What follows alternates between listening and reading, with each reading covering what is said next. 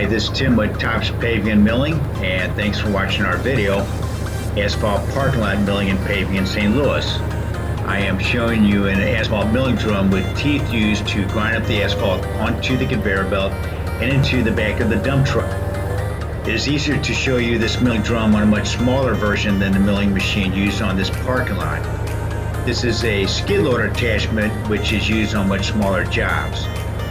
The milling teeth have a carbine tip, which is a combination of carbon and tungsten.